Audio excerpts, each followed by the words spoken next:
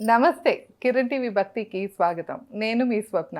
ప్రస్తుతం మనతో పాటు ఉన్నారు ప్రముఖ ఆధ్యాత్మికవేత్త, జ్యోతిష, వాస్తు పండితులు, లలిత అమ్మవారి ఉపాసకులు నానాజీ పట్నాయక్ గారు. నమస్కారం గురుగారు. శ్రీమాత్రే నమః. గురుగారు, మనమైతే శని వక్రగతి వల్ల ఏ రాశికి ఎలా ఉండబోతుంది అని ఈ 4 మాసాల పాటు అనగా జూలై 27వ తారీఖు నుండి డిసెంబర్ 10వ తారీఖు దాకా అయితే తెలియజేస్తూ వస్తున్నాము. ఇప్పుడు వచ్చేసి మనం ధనుసు రాశి దగ్గర ఉన్నాం గురుగారు. ఈ ధనుసు రాశి వారికి ఈ రాబో కాలం ఎలా ఉండబోతుంది, ఎలాంటి జాగ్రత్తలు తీసుకోవాలి, ఏ దైవారాధన చేసుకోవాలి, ఈ విషయాలు తెలియజేస్తారా? తప్పకుండా అండి. ఫస్ట్ ఆఫ్ ఆల్ ఏంటంటే ఇప్పుడు ధనుసు రాశి వారికి 4వ భావంలో శని ఉన్నాడు, అక్కడ వక్రిస్తున్నాడు. దీనివల్ల ఒక గుడ్ న్యూస్ ఏంటంటే వీళ్ళకి అర్ధాష్టమ శని ప్రభావం తగ్గుతుంది. అయితే ఎప్పుడు కూడా శని వక్రించినప్పుడు బుధుడిని శుక్రుడిని కూడా గమనించాలి. అంటే వాటి కదలికల మీద కూడా దీని రిజల్ట్ ఉంటుంది. ఇదే రాశిలో ఉంది, అవే రాశుల నుంచి కదలికలు ఉన్నాయి, దాన్ని బట్టి ఉంటుంది అనమాట. ఎందుకంటే ఫ్రెండ్స్ ఈ 3 గ్రూప్ శని వర్గము గురు వర్గం అంటారు. అయితే ఈ యొక్క విషయాలు చెప్తుంది నేనైనప్పటికీ చెప్పిస్తుంది సాక్షాత్ లలితా అమ్మవారిగా భావిస్తూ ఆ లలితాంబిక అమ్మవారి యొక్క అనుగ్రహం పరిపూర్ణంగా కలగాలని మనస్ఫూర్తిగా కోరుకుంటూ ఇక్కడ ఫస్ట్ ఆఫ్ ఆల్ ఏంటంటే ఈ ధనుసు రాశి వారికి ప్రతి మనిషిలో ఒక పాజిటివ్ కోణం ఉంటుంది, ఒక జాగ్రత్త చూసుకోవాలి. నెగిటివ్ అంటే జాగ్రత్త అని చెప్తాను నేను. పాజిటివ్ కోణం ఏంటంటే అన్కండిషనల్గా వీళ్ళు ఎవరికైనా సరే గైడ్ చేస్తారని అన్కండిషనల్గా. ఇప్పుడు నేను ఇది గైడ్ చేస్తే నాకేంటి లాభం అని చూసుకోరు. అరే వీడు ఇబ్బంది పడుతున్నాడు, నేను ఏదో చెప్పాలి, వీళ్ళకి ఏదో జాగ్రత్త చెప్పాలి, అన్కండిషనల్గా ఉంటుంది 99%. 1% ఎందుకు మిస్ అవుతుంది అంటే వెరీ క్లియర్లీ వాళ్ళ లగ్నం పాడవుతుంది. అంటే గురువెళ్ళి పాడవడం, గురు చండాల యోగంలో ఉండడమో, గురు పాపకత్తెల్లో పడ్డం అన్నప్పుడు లగ్నం పాడైంది, అంటే జీవుడు పాడైపోయాడు. వాడికి అది లేదు. గురువు లగ్నానికి అధిపతి గురువు, అందుకే గురువు ఈజ్ గైడింగ్ నేచర్ ఉంటుంది. అందుకే చూడండి 3వ నెంబర్లో పుట్టిన వాళ్ళకి కూడా గైడింగ్ నేచర్ ఉంటుంది. 3 నెంబర్లో పుట్టిన డెస్టినీ నెంబర్ 3 అయినా వీళ్ళు ఏంటంటే ఈ గైడింగ్ నేచర్ ఉండేటువంటి వాళ్ళ గైడెన్స్ పనిచేస్తుంది కూడా. ఇక్కడ విచిత్రం ఏంటంటే అంటుంటారు చూసారా, అందరికీ చెప్తున్నా అందరూ బాగుపడుతున్నా నేను బాగుపడలేదు. ధను లగ్నం వాళ్ళకి అదొక ఇది అందరూ బాగుపడుతుంటారు వాళ్ళ సలహాలతో. కంపెనీస్ లో మంచి ఎగ్జాక్ట్లీ మంచి టీచర్స్ అయినా, మంచి గురువులైనా, మంచి ఆధ్యాత్మిక రంగాల్లో ఫైనాన్షియల్ అడ్వైజర్స్ అయినా చాలా మంచిది వీళ్ళు. అయితే ఇక్కడ ఏంటంటే ఇది ప్లస్. అయితే మైనస్ ఏమిటంటే ధనుర్లగ్నంలో పుట్టారు అంటే వాళ్ళకి శుక్రమహర్దశ వచ్చినా, శుక్రరాశుల్లో ఉండే గ్రహదశలు వచ్చినా 99.99% కేసెస్లో వాళ్ళు విడిపోతారు. భార్యాభర్తలు విడిపోవడము. కొన్ని కేసెస్లో ఎప్పుడు ఉంటారంటే అబ్బాయి యుఎస్ వెళ్ళాడు, అమ్మాయి ఇక్కడ ఉంది, తాత్కాలికంగా కొంత డిస్టెన్స్ వచ్చింది, ఆ దోషం అక్కడ పోతుంది. ఓకే, కొన్నిసార్లు దోషాలు దూరంగా ఉన్నప్పుడు కూడా పోతాయి కొన్ని దోషాలు, అలా జరుగుతుంది. లేదా 6th లార్డ్ కనుక, అంటే శుక్రుడు మెయిన్గా ఇక్కడ ఆధిపత్య పాపి అంటారు ధనుర్లగ్నానికి. 6, 11 అధిపతి అయిన శుక్రుడు కనుక 12లో ఉన్నాడు అనుకోండి, అప్పుడు మళ్ళీ ఏం కాదు, అది నలిఫై అయిపోతుంది అట్లా. సో ఆ రకంగా మనం చూసుకోవాలి. అయితే ఈ లగ్నంలో పుట్టినటువంటి వారికి శని వక్రగతి వల్ల పాయింట్ నెంబర్ 1 అర్ధాష్టమ శని తగ్గుతుంది, ఇది ఒక ప్లస్ పాయింట్ వీళ్ళకి. రెండవది ఏమిటి అంటే వీళ్ళకి శుక్రుడిని కూడా గమనించాలని చెప్పాను కదా, కొంచెం ఈ ఆగస్టు 2 వరకు ఏదైనా పెద్ద మొత్తంలో మనీ ట్రాన్స్ఫర్ చేసే విషయాల పట్ల కొంత జాగ్రత్తగా ఉండాలి.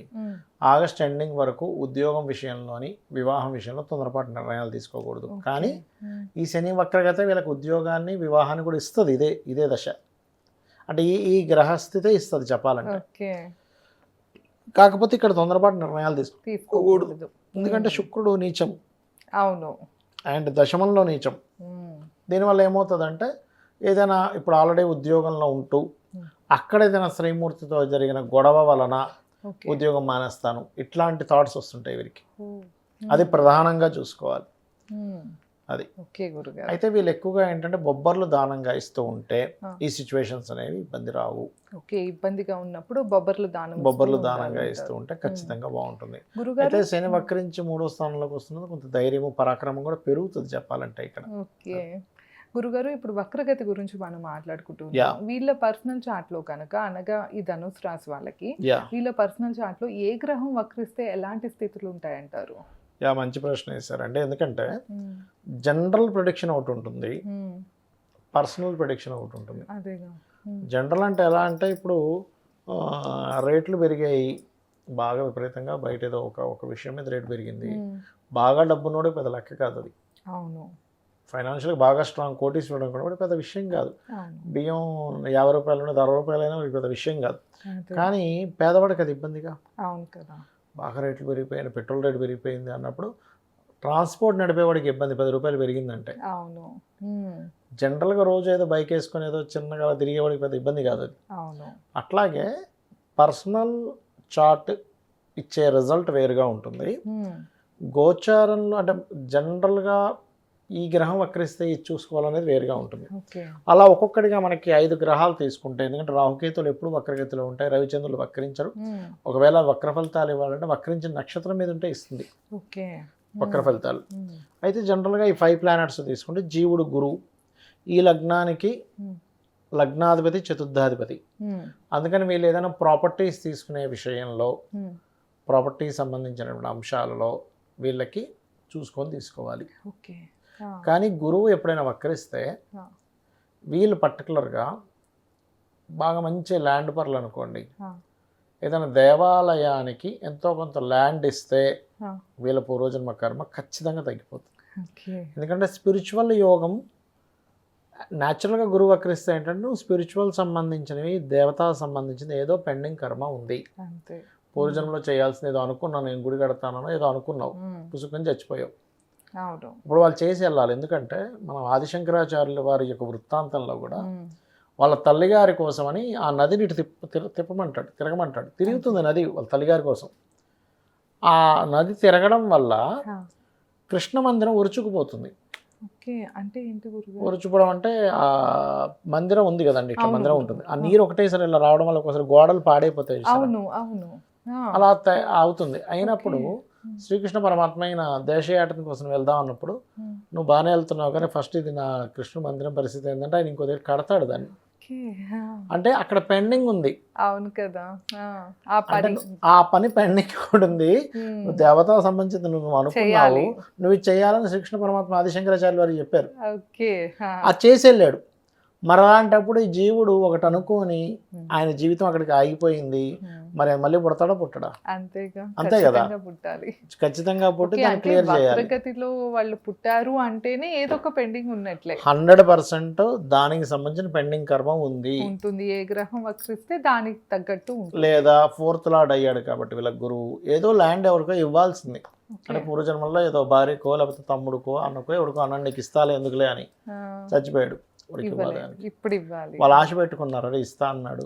ఇప్పుడు కొంతమంది చూడండి, అయ్యో మనం డబ్బులు ఇచ్చామండి చచ్చిపోయాడండి మనిషి, లేకపోతే ల్యాండ్ నాకు రిజిస్ట్రేషన్ చేస్తానంటే చచ్చిపోయాడు. ఎక్కడికి పోడు, మళ్ళీ పుట్టి మళ్ళీ వీడికి ఇచ్చేసి వెళ్తాడు. మనవాళ్ళ రూపంలోనో తాత రూపంలో వచ్చాను చెల్లాల్సిందే, ఎప్పుడూ ఎటు పోయేది లేదు. అంతా కూడా ఖచ్చితంగా రిలేటెడ్ ఉంటుంది. మనం ఊరికే భయపడుతుంటాం, అయ్యో అది పోయింది ఇది పోయింది అని కూడా ఉండదు, అన్నీ వస్తాయి. అదే గురుగారు వీళ్ళు అయితే కనుక దానాలు వచ్చేసి బొబ్బర్లు ఇచ్చుకోవాలన్నారు. మరి ఏ దైవారాధన చేసుకోవాలి? బొబ్బర్లు దేనికంటే వీళ్ళకి వివాహ జీవితం సెట్ అవ్వడానికి. ఓకే. ఇప్పుడు ఈ వక్రగతికి దానమేం అక్కర్లేదు. ఏ దైవారాధన చేసుకోవాలంటారు? వీళ్ళు లక్ష్మీ నరసింహస్వామిని చేయాలి. అయితే ఇంకా గ్రహాలు ఉన్నాయి కదా, శని అనుకోండి, శని కమ్యూనికేషన్స్, మనీ కమ్యూనికేషన్స్ విషయంలో జాగ్రత్తగా ఉండాలి. ఎవరికైనా శని వక్రించాడు అంటే ప్రదేశం మారితే బాగుంటుందని ఒక సూచన అది. లేకపోతే కొన్ని వర్క్స్, ఇప్పుడు శని వక్రించి పుట్టాడు అంటే పాస్ట్ లైఫ్లో చేయవలసిన పని చేయలే, అంటే బాస్ అయిన అప్పయ్య వెళ్ళిపోయాడు, అంతా శుభ్రంగా తిరుగుతాడు, టైం వేస్ట్ చేశాడు. ఆ పెండింగ్ కర్మ ఇప్పుడు కొంతమంది చూడండి, అబ్బాయి ఎంట్రా బాబు ఇంత డబుల్ వర్క్ ఉంటుంది అనుకుంటాం, అది పూర్వజన్మ పెండింగ్ వర్క్ అది. అలాగే పని తప్పించుకుంటే మళ్ళీ చేయాల్సిందే, అస్సలు సమస్య లేదు, నువ్వు తప్పించుకున్నావని నువ్వు అనుకుంటున్నావు అంతే. శుక్రుడు ఏంటంటే ఇది న్యాచురల్గా వీళ్ళకి పూర్వజన్మ కర్మకారక ప్లానెట్. ఇంకా వక్రిస్తే ఏమవుతుంది అంటే ఇక్కడ ఒక లక్ యాడ్ అవుద్ది వీళ్ళకి, ఎందుకంటే 6th హౌస్ ఫలితాలు తగ్గిపోతాయి. వక్రించినందుకు ఏమవుతుందంటే okay 6th house and 11th house ఇవ్వాల్సింది అది మార్పు చెందుతుంది, దోషం పోతుంది, వీళ్ళకి పూర్వజన్మ కర్మ దోషం పోతుంది వక్రిస్తే. కాకపోతే ఎంతైనా కూడా కొంచెం వివాహ నిర్ణయాల విషయాల్లో కొంచెం అయిపోద్ది అనుకోండి, మిస్ అవ్వడం దిస్ ఈజ్ కామన్ థింగ్. బుధుడు వక్రిస్తే మార్కెటింగ్ రంగాల్లో ఉండే కెరియర్లో ఉండేటువంటి వారికి కొంచెం ఉద్యోగం Okay. విషయంలో ఇబ్బంది వస్తుంది. కానీ వీళ్ళు ఎక్కడైతే ఉద్యోగం చేస్తుంటారో అక్కడ ఉండే వాళ్ళకి వీళ్ళ నాలెడ్జ్ షేర్ చేయాలి, అప్పుడు అది క్లియర్ అవుతుంది. ఓకే. ఇక కుజుడు వక్రించాడు అనుకోండి, వీళ్ళకి పంచమాధిపతి ఉపాసన కారకుడు అండ్ 12వ అధిపతి కూడా అయ్యాడు, అంటే తండ్రి యొక్క ఆస్తి కారకుడు కూడా అయ్యాడు. అందుకని ఏంటి, ఆ ఆస్తిలో ఎంతో కొంత భాగం వేరే వాళ్ళకి వెళ్తుంది అని అర్థం, ఓకే.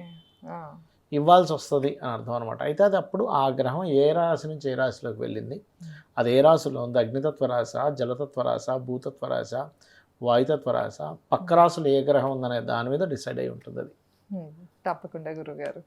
సో విన్నారు కదా, మనమైతే కనుక ధనుసు రాశి గురించి ఎన్నో విషయాలు తెలుసుకుంటూ వచ్చాము. ఇంకా మీరు ఎవరైనా సమస్యలతో ఇబ్బంది పడుతున్నారు, ఒక్కసారి మీ పర్సనల్ చార్ట్ చూపించుకోవాలి అంటే స్క్రీన్ పైన స్క్రోల్ అయ్యే నెంబర్కి కాంటాక్ట్ అవ్వచ్చు. ధన్యవాదాలు. నమస్కారం. శ్రీమాత్రే నమః.